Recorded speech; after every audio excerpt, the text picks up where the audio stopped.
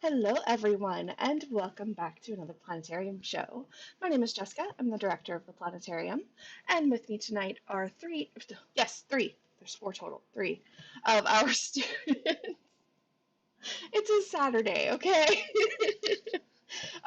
Three of our students who work at the Planetarium. I'll let them all say hi and introduce themselves, and we'll start with Lynn. Hi, I'm Len. I'm a physics and astronomy student here at UMD. I'm Eli. I'm also a physics and astronomy student at UMD. Hi, I'm Allie. I'm a biochemistry student at UMD.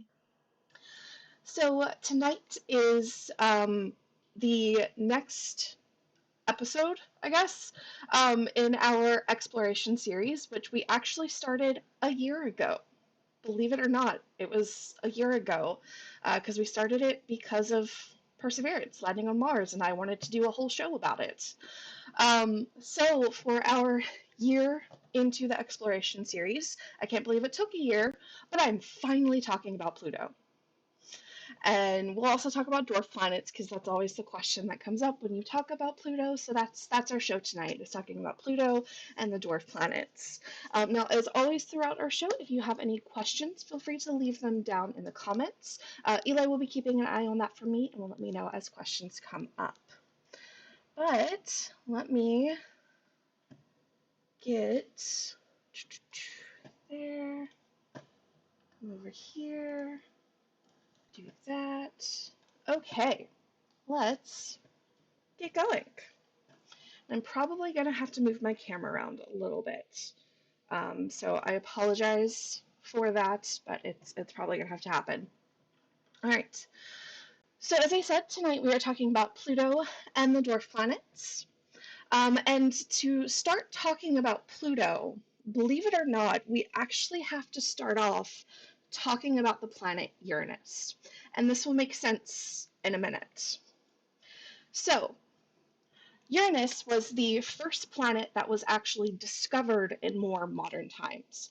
All of the other planets, Mercury, Venus, Mars, Jupiter, and Saturn, all of those can be seen by the naked eye. So they've been known about for pretty much as long as humans have been around and looking up at the night sky. They were very obviously different from the background stars because they moved very quickly over the course of days and weeks and months. And you could tell and see them kind of changing position. That's actually where the word planet comes from. It's Greek for wanderer, because they were the wandering lights in the sky. So Uranus was the first planet to actually be discovered in modern times.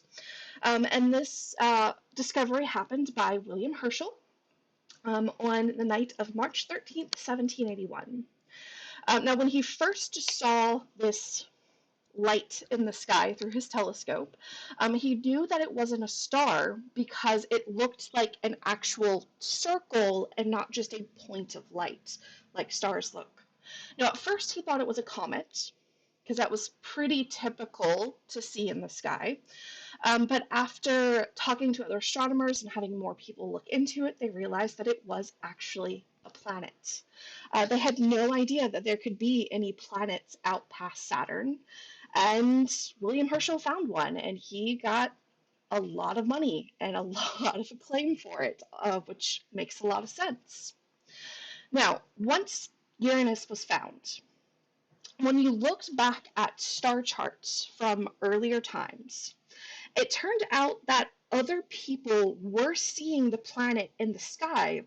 They were just putting it in their star charts as stars. Because Uranus, since it's so far away, moves incredibly slowly. If you were to just look at it from, a couple of nights, you wouldn't see it move, and you would think it is just a star, especially if you weren't looking through a telescope. So using these past observations that turned out to be Uranus and future observations that were made, astronomers were able to map out the orbit of the planet. And it turned out that there was something not quite right. The orbit that Uranus was following was not quite what it should be based off of the gravity of the planets that we knew existed. So that told astronomers there's probably another planet out there past Uranus. And that set off the hunt for Neptune. I promise we're going to get to Pluto.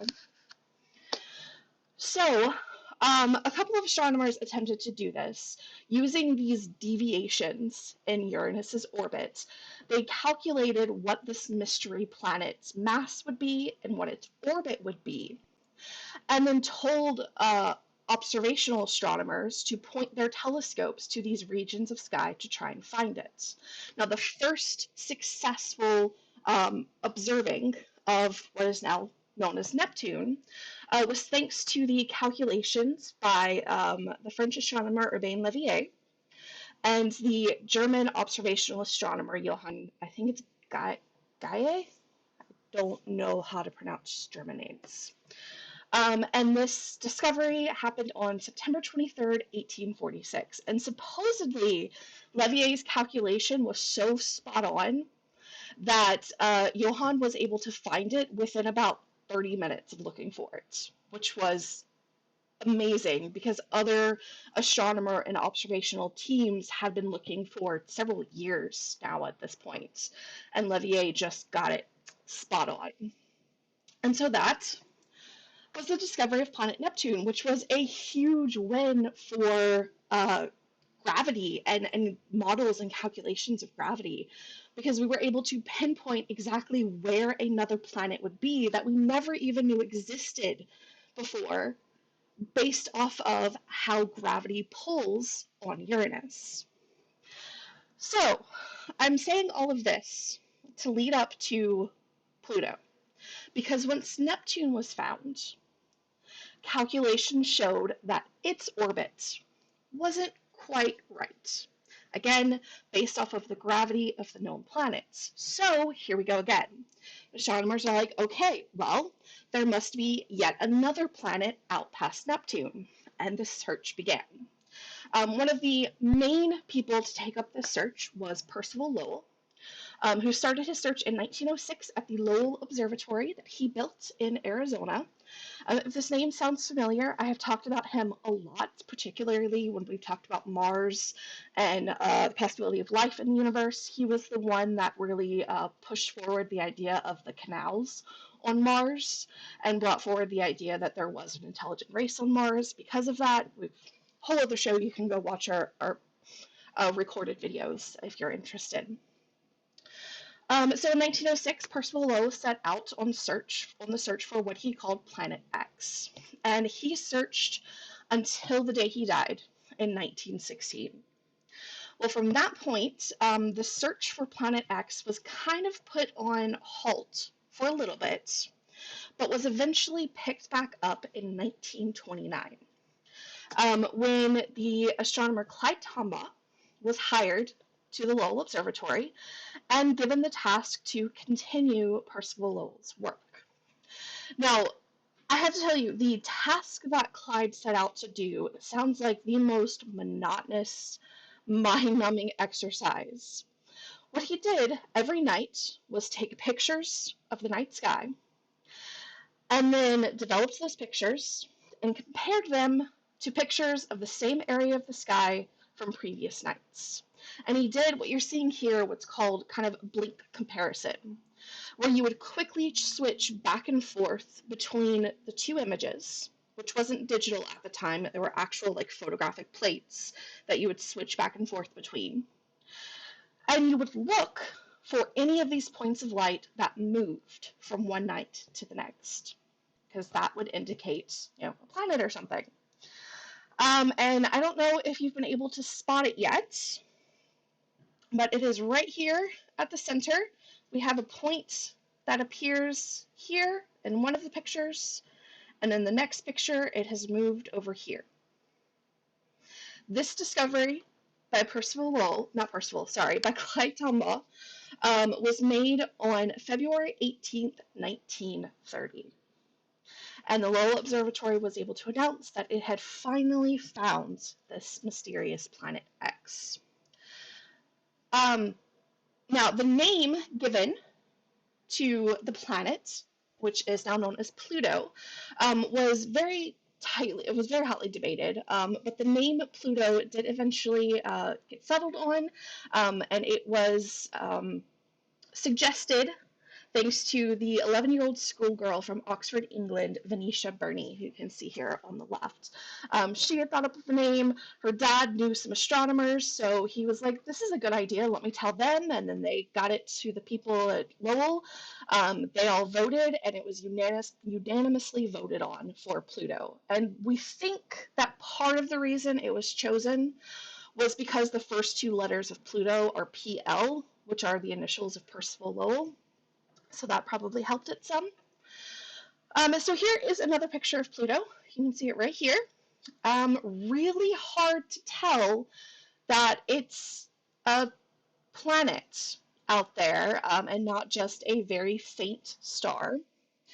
And immediately people realized, or at least Clyde realized, that this was not the planet X that Percival Lowell had been looking for. The planet X that Percival was looking for was at least the mass of Earth. It had to be in order to have that gravitational tug on Neptune. So this was definitely not that planet X. And it turns out that those deviations that astronomers were seeing in Neptune's orbit don't actually exist. They came about because of inaccurate measurements and our estimate of the mass of Neptune being incorrect. So it turns out no outer big planet tugging on Neptune. There's no deviation from the expected orbit. And the reason Pluto was found was really simply because someone was scanning the sky night after night after night looking for something. And Clyde found Pluto. So, Pluto, turns out, is a very small object. You can see here in comparison, it is much smaller than our moon. So Pluto is about a third the diameter of the moon and about a sixth the mass of the moon. Now, the other crazy thing is when we look at the orbits of all of the other planets in our solar system, they all lie on a nice flat disk. Pluto's orbit does not.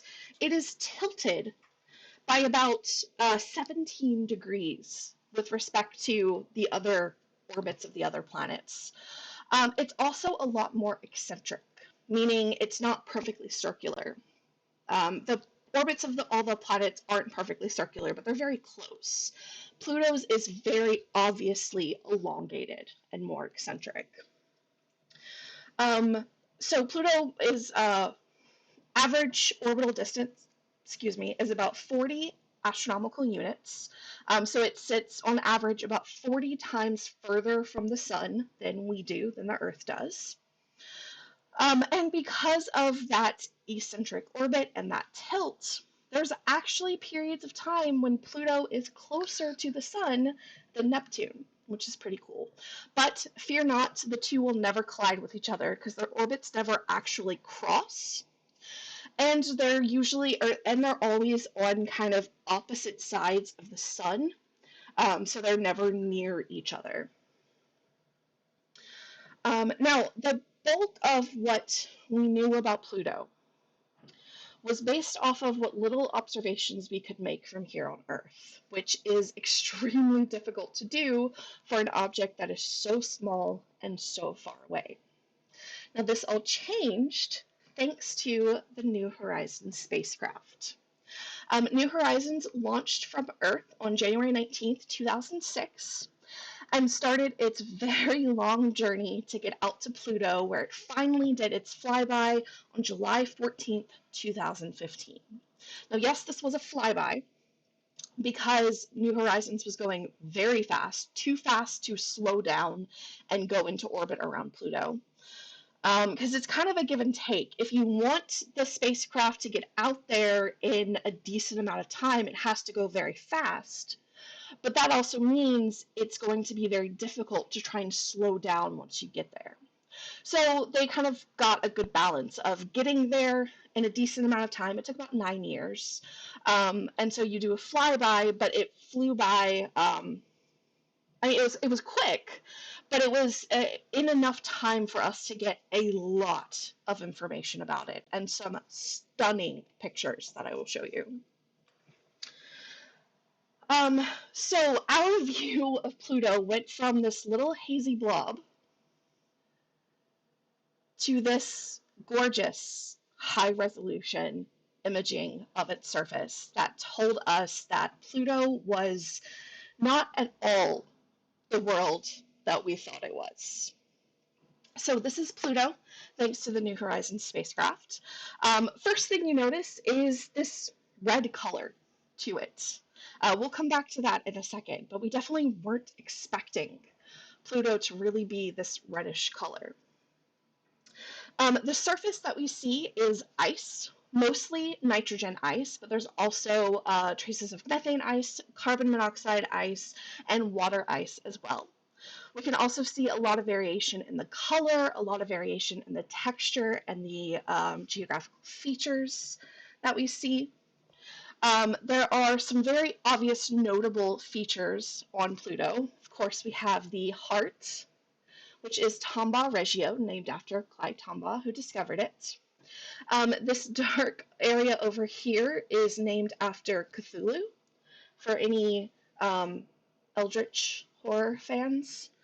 This is Cthulhu, also known as the whale, but I like Cthulhu better. So let's take a close-up look at Pluto, because we have to, right?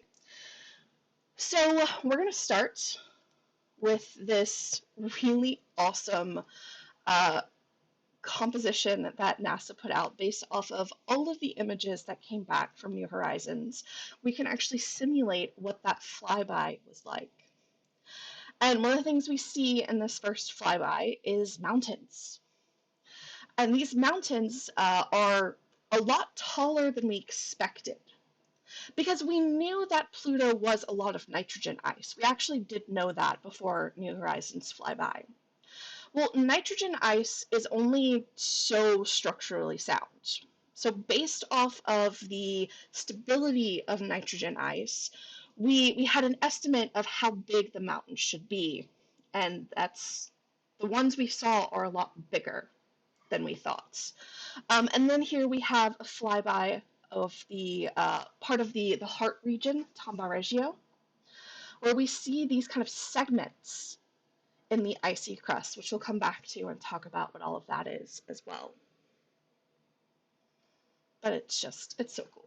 I love it. Okay, let's go to the mountains. So this is one of those very detailed close-up images of these mountain ranges. And based off of the height of the mountain ranges, that actually tells us that these are mountains of water ice that have been pushed up. Which is pretty cool that we were able to figure that out, just because water ice is it's rock solid at these cold temperatures, so it can support very, very tall mountains. And then we have just another picture of the mountains, the really rugged terrain. One shocking thing that we see in these pictures is there's really not any craters, which was not expected at all. Pluto we expect to be a very old, geologically dead, basically ball of ice that would be covered in craters, much like Mercury and our moon are, and a lot of the small moons in our solar system. The fact that we see no craters tells us that Pluto is geologically active, like still geologically active, which is bizarre because it shouldn't be. And it's completely changed what we thought we knew about these small ice worlds in our solar system. And in fact, we still don't really have a good answer for what's going on with Pluto. Okay, now taking a look at Tombaugh Regio, that heart. This is a huge, basically nitrogen ice heart. Again, we see no craters. And we think that's because if you look closely, you can see that those kind of sections that we saw in the flyover, that it's broken up into these little sections. And in fact, I got in a little bit closer here. These are actually sections of water ice floating on a more slushy nitrogen ice that is very slowly moving. So we have these very slow, essentially glacial flows. And we know that because this is exactly what glacial flows look like here on Earth.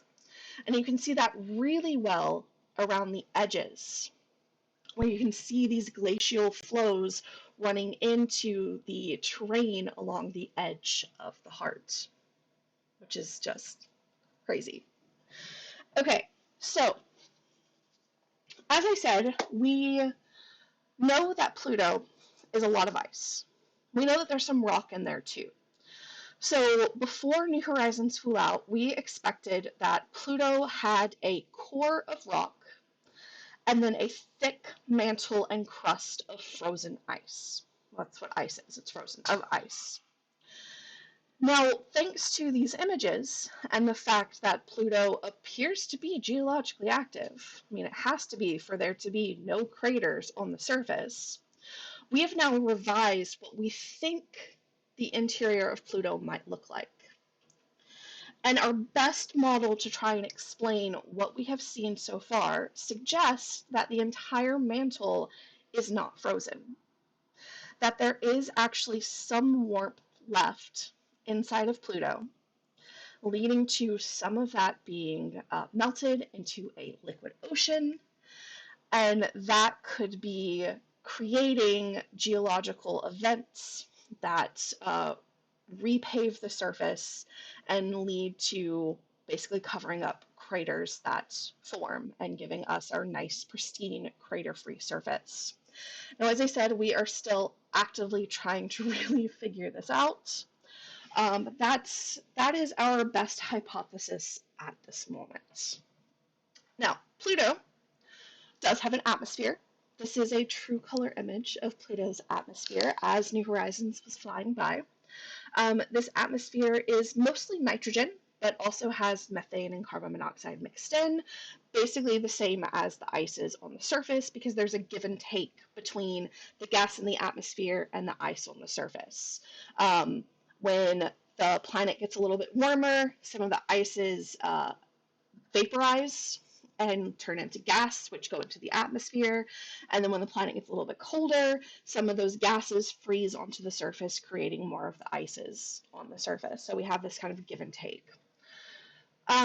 So this leads to my absolute favorite picture of Pluto, where looking at the atmosphere, you see these like layers of haze. Remember I said we'd come back to why Pluto was red? This is why. In the atmosphere, when you have UV light from the sun hitting these molecules, sometimes it can cause them to merge together and create big molecules. And those bigger molecules, because they're bigger and heavier, will slowly settle out of the atmosphere onto the surface. As they're settling out, that creates these layers of haze. And then once they settle on the surface, they give Pluto that red color. In particular, the red color comes from molecules called tholins. And so that's where that red color is coming from. Okay, I knew this was going to happen. I'm running out of time. I haven't even gotten to dwarf planets yet. So very quickly, Pluto has 5 moons, the largest of which is Charon, which was the first discovered in 1978. It's actually about half the size of Pluto. Which means the point where the two orbit is actually right in between the two, and so they literally go like this and orbit around each other, which leads some people to suggest we should call Pluto and Charon a double planet instead of a planet moon, but that's kind of semantics at this point. The other 4 moons are Styx, Nix, Kerberos, and Hydra. Nix and Hydra were discovered in 2005, Kerberos in 2011, and Styx in 2012.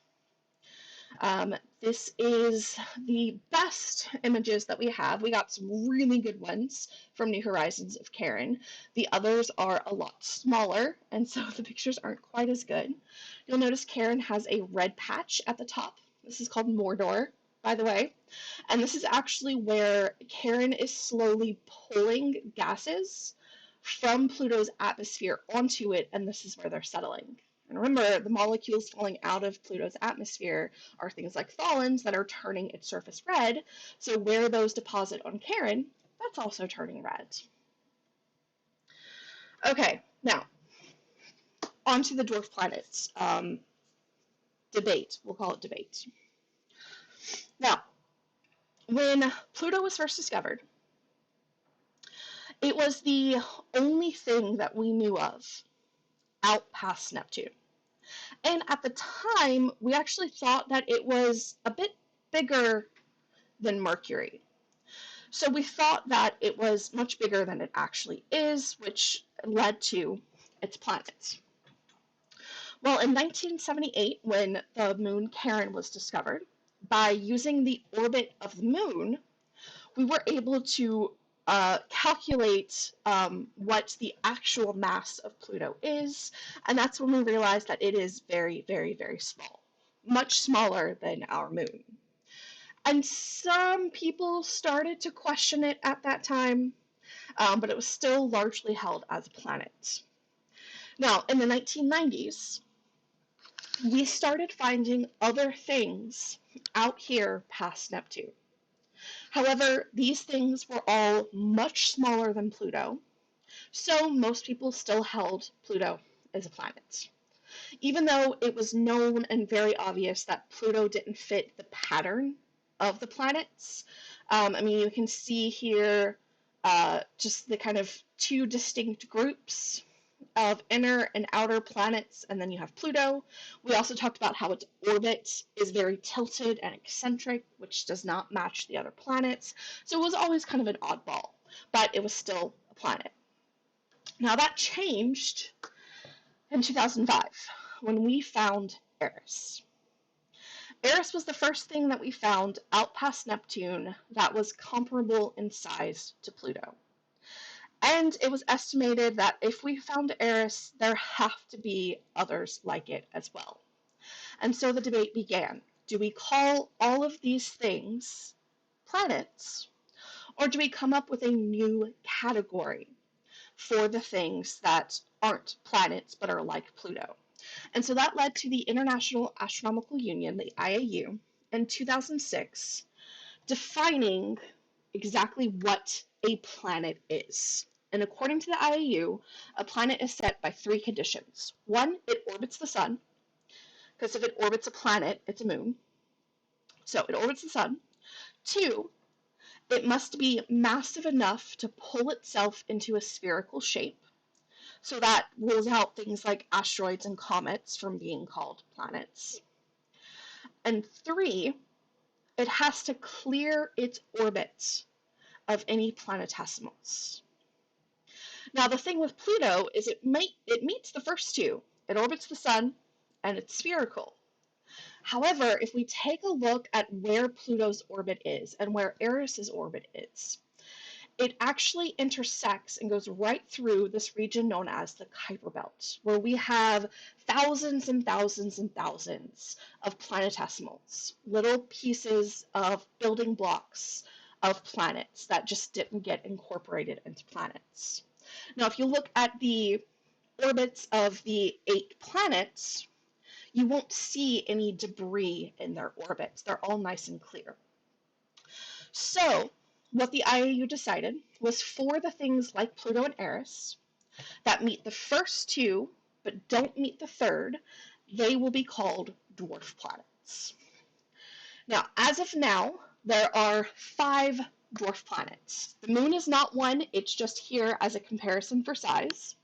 The 5 dwarf planets are Pluto, Eris, Haumea, Makemake, and Ceres.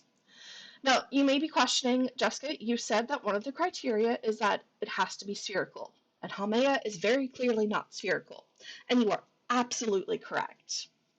Haumea looks like an egg because it's spinning so fast that the spin is squishing it into an egg shape.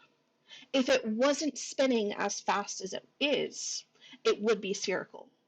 So we're calling it a dwarf planet. So those are our 5 dwarf planets. Now, 4 of them, Pluto, Eris, Haumea, and Makemake, they all live out past Neptune in the Kuiper Belt. Ceres, however, actually lives in the asteroid belt. It is the only asteroid to classify as a dwarf planet. Now, in addition to these 5, there are several others that are current candidates. We're just awaiting better data so that we can know for sure what the shape of these worlds are. And if they are in fact spherical, then they will join the ranks of the dwarf planets. And as much as I love my Pluto, I can at least appreciate the fact that he is the king of the dwarf planets. He is the largest dwarf planet out there. Now, if this sounds crazy, that we went from finding something, calling it a planet, to then changing our minds and calling it a dwarf planet, this is actually not the first time that's happened.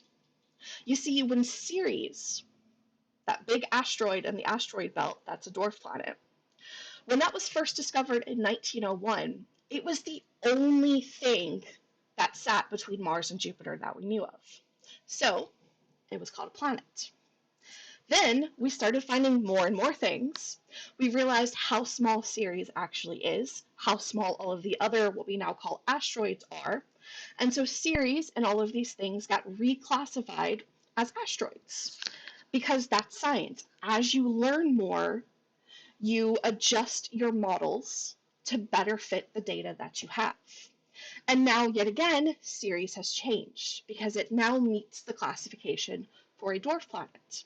So Ceres went from being a planet to an asteroid to now being a dwarf planet. And that is, again, just science. You get data, and if your data changes your model, then you change your model and you test it again. And you keep doing that over and over and over again until you have a model that appears to explain what you see in the universe. And then you keep testing, because the better technology gets, the more you're able to test and poke at your model and see if it truly does hold up. All right, I went a little over. We knew it would happen. I always do it with these exploration series. I have so much fun with them, and in particular with Pluto. I mean, I was obviously going to talk, but I will wrap it up there, and we'll see, Eli, if there were any questions. So we got one. Is there speculation that the liquid on Pluto is due to tidal energy from the moons, which are almost but not yet tidally locked? No, and that's actually the big thing. When we see small icy moons around like Jupiter and Saturn that have an ocean under the crust, that is because of tidal friction. But the Pluto system should not have any tidal friction, which is why we thought it would be just cold and dead, no activity going on, because there should not be any tidal friction. We're still not entirely sure where this extra energy is coming from. Like I said, it has completely changed what we thought we knew, which is, I think, just exciting and astronomy, and why I love it. Any other questions? Other questions, we have a little bit of discussion about ancient Sumerian astronomy, and then an anecdote about the...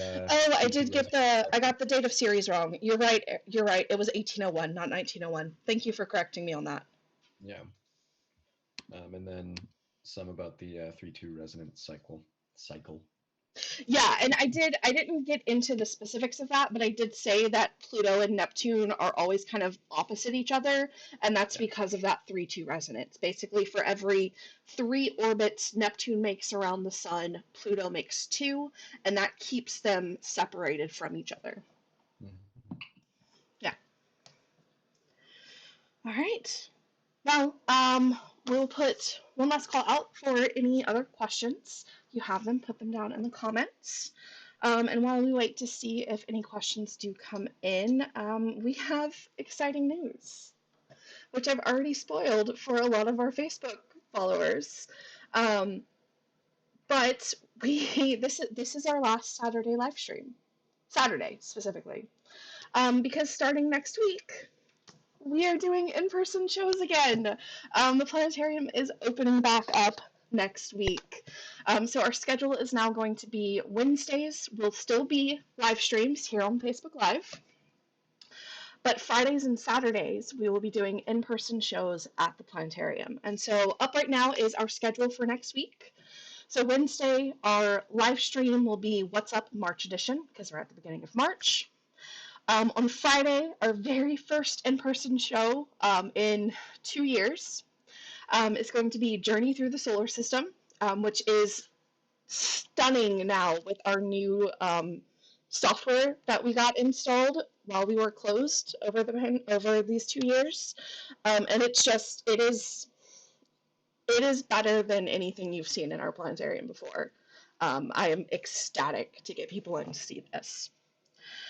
And then Saturday we have 2 pre-recorded shows that we will be running. The Saturday afternoon, which is generally our children's show, is a fan favorite, Polaris, but it is new and improved in that it is now showing at a higher resolution than it was before, and we have full 3D sound effects, full surround sound 3D sound effects with it, which is just, it elevates the experience so much more. And then Saturday evening for our general public show, we are premiering a brand new one. This one is Phantom of the Universe, which is all about dark matter, which I thought would be a really fun one to open back up with. Now, if you're interested in any of our in-person shows that are starting next week, I do have a link in the video description to get tickets. We are currently only doing online ticket sales. We're not doing any ticket sales at the door, so you'll need to purchase those beforehand. If you'd also like to take a look at the rest of our show schedule for March, you can always head to our website and find that there. Or the event section of our Facebook page, or I've put it a few places. It's out there, so you can see our entire lineup for the month of March. And yeah, I'm so excited. I'm so excited to be opening back up. All right. Well, I'm not seeing any other questions, so I think we will wrap it up there. Thank you everyone so much for joining us. Again, we will still be streaming, but only on Wednesdays starting next week because we are opening. All right. Have a wonderful rest of your weekend, everyone, and we will see you next week. Bye, everyone.